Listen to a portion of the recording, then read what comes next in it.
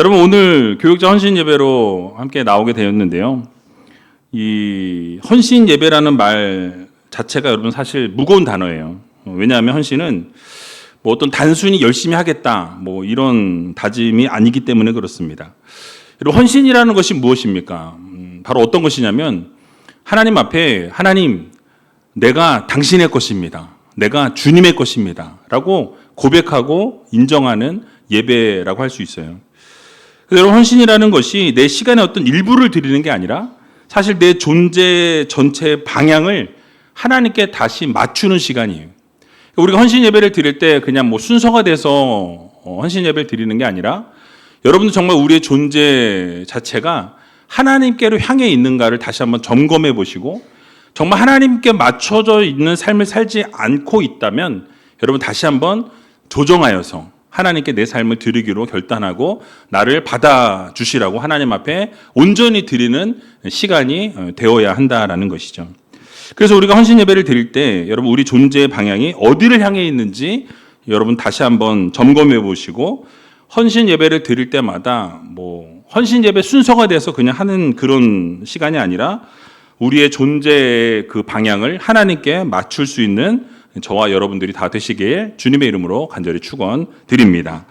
여러분, 교육자의 길은 영광스러운 길이에요.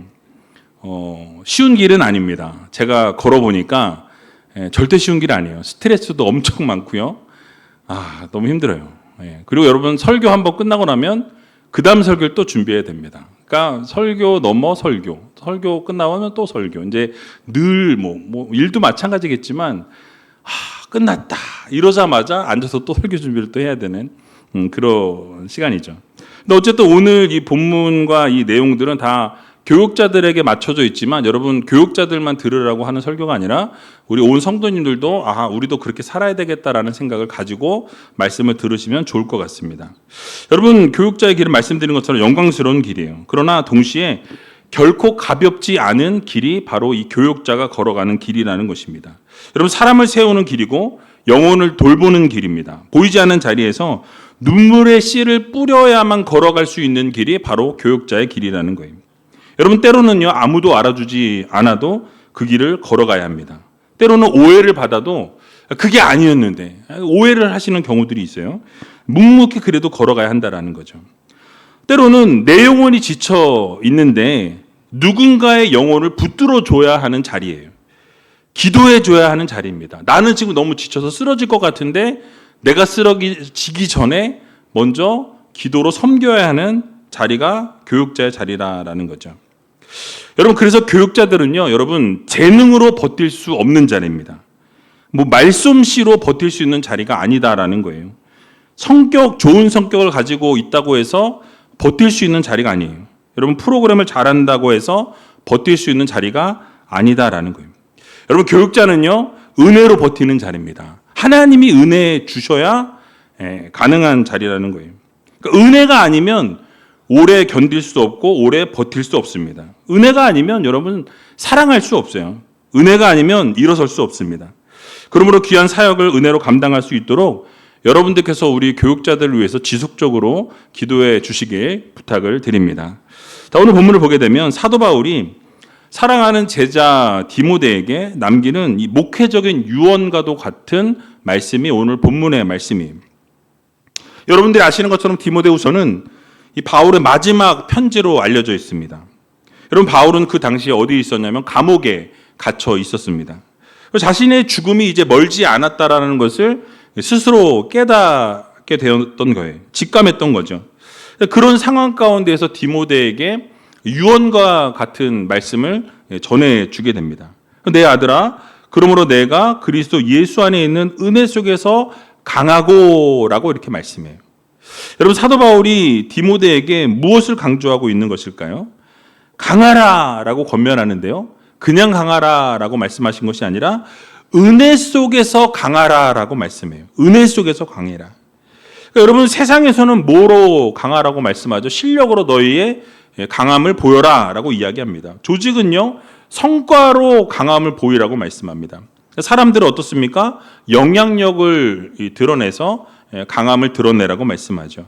자, 그런데 바울은 지금 뭘 강조합니까? 은혜 안에서 강하라라고 말씀해요. 여러분, 오늘 헌신하는 교육자들도 은혜 안에서 강한 교육자들이 다 되시기 바랍니다.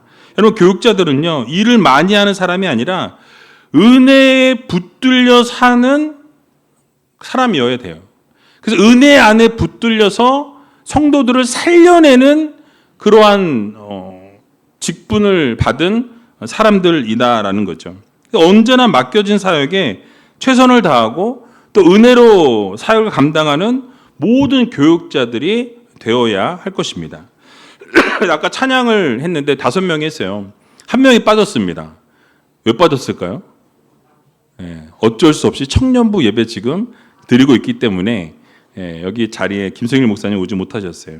그러니까 그런 고충이 좀 있어요. 어쩔 수 없죠. 어제 이해해 주시기 바랍니다. 여러분, 어쨌든 그런 교육자로 살아야 되는데, 그렇다면 오늘 본문을 통해서 하나님이 우리들에게 주시고자 하는 교훈의 말씀이 무엇인지 여러분 같이 한번 생각해 보는 시간을 갖도록 하겠습니다. 첫 번째로는 이 교육자는 은혜 안에서 강해야 한다라고 말씀하고 있어요. 오늘 본문 1절 말씀 같이 한번 읽어보겠습니다. 내 아들아, 그러므로 내가 그리스도 예수 안에 있는 은혜 속에서 강하고. 아멘. 여러분, 사도 바울이 디모데에게 향해서 내 아들아라고 부르는 것을 보게 됩니다. 이것은 진짜 아버지는 아니었어요. 그러나 영적 아버지였죠. 영적인 아버지의 마음이 담겨 있다라고 할 수 있습니다. 그러니까 디모데를 향해서 명령하기 이전에 디모데를 마음에 품었다라는 거예요. 그러니까 그를 책망하기 이전에 그를 안아주었다라는 거예요. 사랑으로 안아주게 됩니다. 여러분, 교육자들도 마찬가지예요. 출발점은 사역이 아닙니다. 출발점은 은혜여야 한다라는 거예요. 은혜로 사역하는 거예요. 은혜를 받아야 여러분 그 사역들을 감당할 수 있다라는 것이죠. 우리가 무엇을 하느냐보다 더 중요한 것이 무엇입니까? 바로 내가 어디에 서 있느냐라는 것을 점검해 보아야 한다라는 거죠. 여러분, 사도 바울은 디모데에게 너의 안에 있는 열심으로 강하라고 하지 않았어요. 너의 경험으로 강하라고 말씀하지 않았습니다. 예수 그리스도 안에 있는 뭐로 강해라? 은혜로 강해져라. 은혜로. 하나님의 은혜로 네가 단련되어지고 훈련되어지고 강하여져야 한다라고 그렇게 권면하는 것을 보게 됩니다. 여러분, 이 말씀은 곧 교역자들의 그 힘의 원천이 우리들에게 자신에게 있다는 것이 아니라는 것을 말씀하고 있어요. 교역자들의 힘의 원천은 은혜의 원천 되신 예수 그리스도께 있다라는 것을 우리들에게 말씀해주고 있는 것입니다. 여러분의 삶도 마찬가지예요. 여러분들의 힘의 원천이 되시는 분이 누구십니까? 우리 하나님이세요. 예수 그리스도께서 여러분들의 힘의 근원이 되시고 힘의 원천이 되시고 능력의 주관자가 되신다라는 것을 여러분들 모두 기억하시기 바랍니다.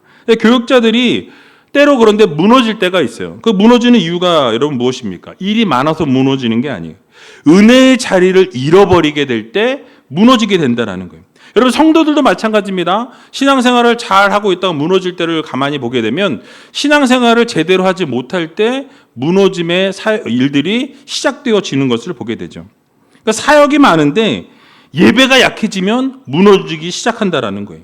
여러분, 사람들을 많이 만나는데 하나님 앞에 머무는 시간이 적어지게 되면, 시간이 줄어들게 되면 무너질 수밖에 없다라는 거예요. 여러분, 설교를 준비하고 있는데 교육자들이 말씀 앞에 엎드리지 않을 때 겉으로는 바쁠 수 있지만 속으로는 점점 영적으로 메말라가는 그런 상태가 지속될 수밖에 없다라는 거예요. 여러분, 그럼 어떻게 되겠습니까? 결국 무너질 수밖에 없다라는 사실이에요. 여러분, 그래서 교육자들은 먼저 은혜를 받은 사람들이어야 한다라는 거예요. 성령으로 충만해져야 한다라는 것입니다. 하나님이 허락해 주신 은혜를 날마다 누리면서 받아 누리는 그런 교육자들로 서야 한다라는 거예요. 뿐만 아니라 우리 성도들도 여러분 마찬가지입니다. 은혜를 받아야 여러분 어떻게 해요? 충만하게 살아갈 수 있다라는 거예요. 여러분, 은혜에 대해서 설명하기 전에 은혜에 푹 빠진 교육자들이 되어야 한다라는 거예요. 여러분, 용서를 말하기 전에 용서를 받은 감격이 내가 있어야 용서를 할 수 있는 사람이 된다라는 거예요. 사랑하기 이전에 사랑을 받은 감격이 있어야 여러분 사랑할 수 있다라는 것입니다. 십자가를 가르치기 이전에 십자가 앞에서 무너지는 눈물이 있어야 여러분 우리가 십자가를 이야기할 수 있다라는 것이죠. 그래서 헨리 나우엔이 예수의 이름으로라는 책에서 현대 교회 지도자들이 빠지기 쉬운 유혹에 대해서 말씀합니다. 여러분, 헨리 나우엔은 하버드와 예일 대학에서 가르쳤던 유명한 학자였어요. 근데 그가 지적인 성공과 명성의 자리에서 내려와서 이 장애인 공동체 라슈르라는 곳에서 함께 살게 됩니다. 그런데 그 경험 속에서 그가 깨닫게 된 것은 이 참된 영적 리더십이 어떤 힘과 인기와 어떤 성취가 아니라 사랑받는 자로서 하나님 앞에서 머물 때 시작되어진다라는 것을 그가 깨닫게 되었다라고 말씀합니다. 여러분, 목회자의 가장 깊은 정체성 역시도 유능한 사람이 아니라 하나님께 사랑받는 사람이라고 말씀하고 있어요. 여러분, 물론 교육자들도 마찬가지고 성도들도 마찬가지지만 유능하면 좋습니다. 책임감이 있으면 좋아요. 성실해야 합니다. 근데 중요한 것은, 가장 중요한 게 무엇입니까? 하나님께 사랑받는 교육자가 되어야 한다라는 거예요. 하나님께 사랑받고 인정받는 성도가 되어야 한다라는 것입니다. 물론 사람에게도 인정받으면 너무너무 좋지만 먼저 인정받아야 될 것은 하나님께 인정받는 교육자들이 되어야 한다라는 거예요. 여러분, 우리의 사역 가운데 하나님의 인정받는 사역으로 세워져 나가는 교육자가 되어야 하고 우리 성도들이 다 되어야 할 것입니다. 여러분, 그런데 만약 이 정체성을 놓치게 된다면 사역이고 자기 증명이 될 수밖에 없어요. 그래서 사역을 하면서 내가 얼마나 필요한 사람인지를 자꾸 증명하려고 한다라는 거예요. 내가 얼마나 열심히 하는지를 인정받으려고 한다라는 거예요. 여러분, 내가 얼마나 영향력이 있는 사람인지 확인을 받으려고 몸부림을 친다라는 거예요. 여러분, 그러다 보면 사역이 은혜가 아니라 결국 그 사역은 짐이 될 수밖에 없다라는 것이죠. 여러분, 그래서 바울은 디모데에게 은혜 가운데서 강하라라고 분명하게 권면하는 것을 보게 됩니다. 여러분, 이 말씀을 통해서 우리는 진짜 강함이 어디에서부터 오는지를 우리는 다시 한번 생각해 보아야 합니다. 여러분, 은혜 안에 있을 때 강해진다라는 것을 여러분 모두 믿으시기 바랍니다. 여러분, 은혜 안에 있는 사람은 넘어져도 다시 일어날 수 있다라는 거예요. 여러분, 은혜 안에 있는 사람은 상처를 받아도 그 마음이 굳어지지 않습니다. 하나님께서 치유하시고 어루만져주신 손길을 경험하게 된다라는 거예요. 은혜 안에 있는 사람은 실패해도 그 사명을 버리지 않습니다. 왜냐하면 나를 붙드는 그 힘이 내 안에서 나오는 게 아니라 예수 그리스도께로부터 오기 때문이라는 것을 알고 있기 때문이라는 거예요. 여러분, 그러므로 사역에 매진하는 것도 중요하지만 여러분, 먼저 예배를 붙들고 주님의 음성에 귀를 기울이면서 하나님과 친밀함의 은혜의 자리로 나아갈 수 있는 우리 교육자들과 온 성도님들이 다 되시길 주님의 이름으로 간절히 축원드립니다. 지금까지 조는 분은 없으세요? 두 번째로, 교육자는 사람을 세우는 사명을 감당해야 한다라고 말씀하고 있어요. 오늘 보면 2절 말씀인데요. 같이 한번 2절 말씀 읽어보도록 하겠습니다. 또 내가 많은 증인 앞에서 내게 들은 바를 충성된 사람들에게 부탁하라. 저희가 또 다른 사람들을 가르칠 수 있으리라. 아멘. 여러분, 지금 바울이 디모데에게 복음을 이제 맡기게 됩니다. 복음을 증거하라고 부탁하게 되죠. 자, 그런데 디모데 한 사람에게서 끝나지 않는 것을 보게 됩니다. 충성된 사람들에게 부탁하라, 그 복음을 부탁하라고 권면했다라는 거예요. 그리고 또 그 다음에 뭐라고 이야기합니까? 그들이 또 다른 사람들을 가르칠 수 있으리라라고 이렇게 말씀해요. 여러분, 여기서 복음의 흐름이 나타나고 있습니다. 복음이 어떻게 흘러가는지. 그러니까 바울이 디모데에게 전해주어서 이 바울로부터 복음이 디모데에게 흘러가게 됩니다. 그리고 디모데에게서 어디로? 충성된 사람들에게로 그 복음이 흘러가게 되는 것을 보게 되죠. 또 충성된 사람들로부터 어디로? 또 다른 사람들에게로 흘러가기를 하나님께서는 원하신다라는 것을 우리들에게 말씀해 주고 있는 거예요. 여러분, 이것이 바로 교육자들이 해야 할 사역의 본질입니다. 여러분, 교육자들은요, 사람을 세워 나가야 한다라는 거예요. 내가 다 하는 게 아니라 다른 사람이 할 수 있도록 세워주는 역할을 감당하는 게 바로 교육자들의 사역이에요. 여러분, 그래서 내가 주인공이 되는 게 아니라 바로 그리스도의 제자를 세우는 것이 필요하다라는 말씀을 하고 있는 거예요. 여러분, 교회 안에서 가장 위험한 사역이 무엇이냐면 한 사람에 의해서 그 모든 그 한 사람의 능력에 의존하는 거예요. 여러분, 그 한 사람이 빠지게 되면 어떻게 됩니까? 그 사역은 무너질 수밖에 없는 거예요. 그 한 사람에게 모든 것이 의존되어지면 그 사람이 빠지게 되면 그 사역은 흔들릴 수밖에 없다라는 거예요. 그 사람이 없으면 그 사역이 멈추게 되어 있고, 그러면 그것은 건강한 사역이 아니다라는 거예요. 그러니까 누가 빠져도 그 사역에 굴러갈 수 있도록 건강하게 세워나가야 한다는 거죠. 여러분, 참된 교육자는 자기 사람을 만드는 게 아니라 주님의 사람을 세우는 것이 진정한 교육자라는 것을 믿으시기 바랍니다. 자기 영향력을 키우는 게 아니에요. 복음의 다음 세대를 준비하는 사람이 바로 진정한 교육자다라는 것을 기억해야 할 것입니다. 여러분, 바울이 디모데에게 이 말씀을 기록한 의도는 분명했어요.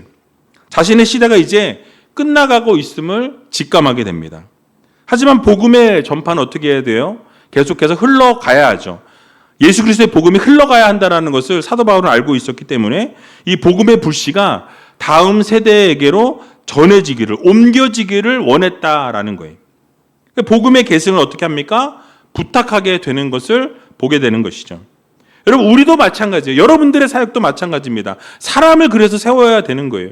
여러분, 목장에서 사람을 더 세워야 되고, 여러분들 팀에서 사역을 세워야 되고, 여러분들의 어느 사역을 하든지 그 사역에서 새로운 사람들을 자꾸 세워나갈 수 있도록, 새로운 사람들이 또 공간을 차지해서 그 공간에서 사역을 감당할 수 있도록 그 사역을 내어주어야 한다는 거예요. 리더를 길러내야 합니다. 여러분, 다음 예배자를 세우고 교사를 준비시키고 또 목자를 바르게 세울 수 있도록 최선을 다해야 한다는 거예요. 그래서 여러분, 사역을 하다 보면 사실은 내가 직접 하는 게 제일 빠르다라는 걸 나도 알고 있어요. 교육자들이 알고 있죠. 가르치는 것보다 내가 그냥 해버리는 게 사실은 편하다라는 거예요. 기다리는 것보다 사실은 그냥 내가 처리하는 게 어떻게 보면 훨씬 효율적인 것 같아 보일 때가 있더라는 거예요. 여러분, 그러나 효율만으로는 일을 진행해서 안 된다라는 사실이에요. 함께 세워나가는 사역이 필요하다는 것을 여러분들 모두 기억하시기 바랍니다. 모든 사역은 함께 해나가는 거예요. 함께 세워주고 함께 격려하면서 그 사역들이 세워져 나가야 할 것입니다. 그러니까 다 함께 세워나가는 사역이 되어야 한다는 거죠. 여러분, 교육자들이 맡은 자리가 작지 않아요. 맡겨진 모든 영혼은 소중합니다. 그러므로 사람을 자꾸 세워나가야 한다는 거죠. 하나님 앞에서 스스로 서는 사람을 세워나가야 할 것입니다. 나를 따르는 사람을 세우라는 게 아니라 여러분, 예수님을 따르는 사람을 세워나가야 할 것입니다. 내 말에 익숙한 사람을 세우는 게 아니라 하나님 말씀에 순종하는 사람을 세워나가야 한다는 거예요. 여러분, 교육자의 보람은 내가 얼마나 드러나느냐에 있지 않다라는 거예요. 여러분, 내가 세운 사람이 또 다른 사람을 세우는데 그 목적이 있다는 것을 여러분들 모두 마음에 새기시기 바랍니다. 그래서 내가 뿌린 복음의 씨앗이 어떤 다른 사람들의 삶에서부터 다시 자라나서 또 다른 생명을 살려나갈 수 있도록 지속적으로 세워나가는 것을 하나님은 기뻐하신다라는 거예요. 여러분, 이 사실을 기억하시고 날마다 사람들을 세워나가고 복음이 흘러가는데 통로가 되어질 수 있는 저와 여러분들이 다 되시길 주님의 이름으로 간절히 축원드립니다. 마지막으로, 안 졸리시죠? 마지막으로 고난을 두려워하지 않고 끝까지 충성해야 한다라고 말씀하고 있어요. 여러분, 오늘 본문 3절에서 6절 좀 길지만 같이 한번 읽어보도록 하겠습니다. 내가 그리스도 예수의 좋은 군사로 나와 함께 고난을 받을지니 군사로 다니는 자는 자기 생활에 얽매이는 자가 하나도 없나니 이는 군사로 모집한 자를 기쁘게 하려 함이라. 경계하는 자가 법대로 경계하지 아니하면 면류관을 얻지 못할 것이며 수고하는 농부가 곡식을 먼저 받는 것이 마땅하니라. 아멘. 자, 사도 바울이 지금 이 디모데에게 권면하면서 세 가지 비유를 사용하고 있는 것을 보게 되죠. 군사들과 경계하는 자, 농부에 대해서 말씀합니다. 근데 바울은 디모데에게 이 교육자가 걸어가야 할 길에 대해서 말씀할 때 낭만적으로 말씀하지 않았어요. 3절에 보게 되니까 뭘 받아야 된대요? 고난을 받을지니 라고 말씀해요. 자, 여러분, 고난을 받고 싶으세요? 안 받고 싶으세요? 아이러니네. 안 받자니 좀 그렇고 받자니 힘들 것 같고. 예, 그렇죠. 근데 고난을 받으라고 말씀해요. 여러분, 왜 교육자가 가는 길에 여러분 고난이 있을까요? 영혼을 다루는 일이기 때문에 고난이 있을 수밖에 없다라는 거예요. 여러분, 사람을 사랑하는 일이기 때문에 고난이 따를 수밖에 없다라는 것입니다. 복음을 붙드는 일이기 때문에 여러분 고난이 있을 수밖에 없다라는 거예요. 어둠 가운데 빛을 들고 서는 일이기 때문에 고난을 받을 수밖에 없다라는 거예요. 그래서 교육자들은 좋은 군사처럼, 좋은 병사처럼 집중해야 합니다. 여러분, 군사는 자기 생활에 얽매이지 않는다고 말씀해요. 왜 그러냐면 자신을 뽑은 사람을 기쁘게 하기 위해서. 결국 하나님께서 교육자를 부르시고 세우셨기 때문에 우리는 누구를 기쁘게 하기 위해서, 하나님을 기쁘시게 하기 위해서 사역들을 감당해야 한다라고 말씀하고 있습니다. 여러분, 그렇다고 교육자들이 가정을 소홀히 여기거나 삶을 무시하라는 뜻이 절대 아니에요. 핵심은 어디입니까? 방향이에요, 방향. 어느 방향을 향해 나가야 한다? 하나님이 기뻐하시는 삶을 향해 나아가는 교육자가 되어야 한다라는 거예요. 여러분, 교육자들은요, 무엇을 위해 사는 사람들인가를 분명하게 알아야 합니다. 여러분, 사람의 기분에 따라서 끌려다니는 그런 사람이 아니어야 한다라는 거예요. 여러분, 우리는 주님의 명령 앞에 서 있는 사람들이라는 것을 반드시 기억해야 할 것입니다. 여러분, 사역을 하다 보면요, 많은 사람들의 소리에 흔들린다라는 거예요. 내가 이렇게 하기로 다짐하고 결단하고 하나님 앞에 서약하고 말씀을 드렸는데 주변에서 이런 얘기 저런 얘기를 듣다 보면 흔들리게 된다는 거예요. 여러분, 칭찬에도 흔들리게 되고 비난에도 흔들리게 됩니다. 자, 그러나 좋은 군사는 누구를 기쁘시게? 하나님을 기쁘시게, 지휘관을 기쁘시게 하는데 모든 마음을 쏟아야 한다라고 말씀해요. 즉, 하나님을 기쁘시게 하는 사람이 되어야 한다라는 거죠. 그러니까 여러분, 주변에 있는 분들이 뭘 얘기했을 때 교육자들 만약에 안 듣는다 그러면 그렇게 생각하시면 편할 것 같아요. 하나님이 원하시는 거 따라가시는구나, 이렇게 생각하시면 될 것 같아요. 근데 그렇다고 소통을 하지 않는다는 말씀이 절대 아닙니다. 여러분, 하나님이 무엇을 기뻐하실까를 고민하고 생각하고 결정하고 하나님 앞에 바르게 서기 위해서 몸부림치고 있다는 것을 여러분들이 꼭 기억해 주시기 바랍니다. 그리고 교육자들은 경기하는 자처럼 말씀의 원칙을 따라야 한다고 말씀해요. 여러분, 만약에 경기하는 사람이 규칙을 지키지 않는다면, 여러분, 그래서 빨리 달려서 들어오면서 규칙을 지키지 않는다면 여러분 어떻게 되겠습니까? 상을 받을 수 없다라는 거예요. 이번에 월드컵 보셨죠? 얼마나 답답한지. 막 짜증이 날 정도로 너무 답답했어요. 그러니까 지금 경질해야 된다고 난리잖아요. 32강도 떨어졌습니다. 오늘 보니까. 결론이 났어요. 그럴 줄 알았습니다. 어쨌든 예. 여러분, 마찬가지로 교육자들의 사역이 결과가 좋게 보여도 만약에 그 방법이 복음적이지 아니하다면 여러분, 하나님께서 기뻐하지 않으신다라는 이 사실을 우리는 기억해야 할 것입니다.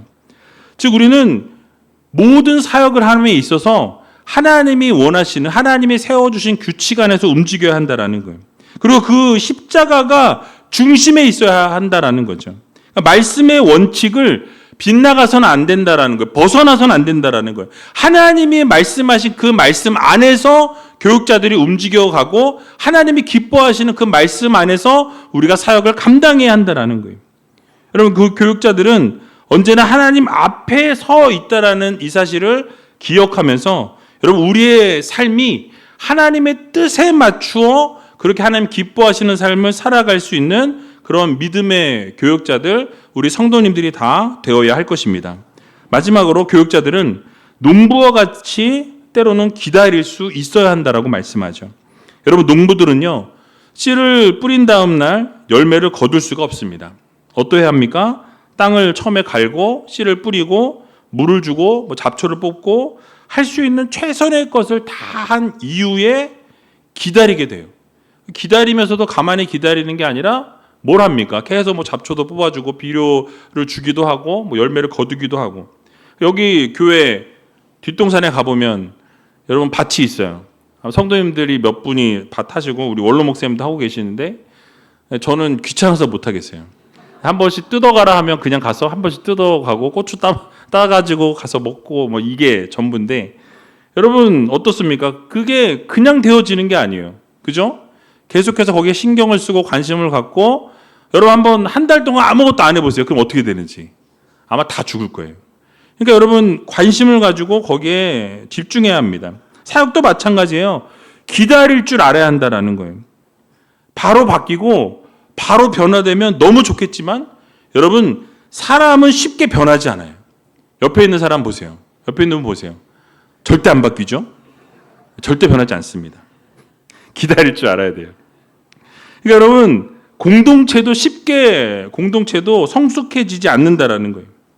그러나 우리가 신실하게 여러분 씨를 뿌리고 하나님 앞에 간절히 구하고 여러분 하나님의 정말 군사로서 하나님의 농부로서 사역들을 감당하게 되면 하나님의 때가 될 때 결국 하나님께서 자라게 하시고 놀라운 은혜를 베풀어 주신다는 이 사실을 여러분들 모두 마음에 새기시기 바랍니다. 그러므로 교육자들은 하나님께 충성해야 한다는 거예요. 여러분 충성은 반복입니다.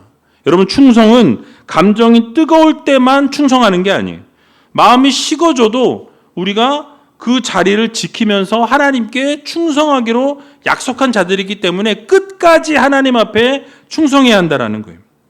여러분 주변의 성도님들이 돌아보지 않으시고 알아주지 않아도 기도의 자리를 지키는 것이 교육자들이 해야 될 사명이라는 거예요. 여러분 눈에 보이는 열매가 없어도 말씀의 씨앗을 계속해서 뿌려야 하는 사역이 바로 교육자가 감당해야 할 사역이라는 것을 기억하시기 바랍니다. 여러분 이 사실을 모두 마음에 새기시고 이 맡겨주신 사명에 충성하면서 은혜로 사역을 감당할 수 있는 저와 여러분들이 다 되시기에 주님의 이름으로 간절히 축원드립니다.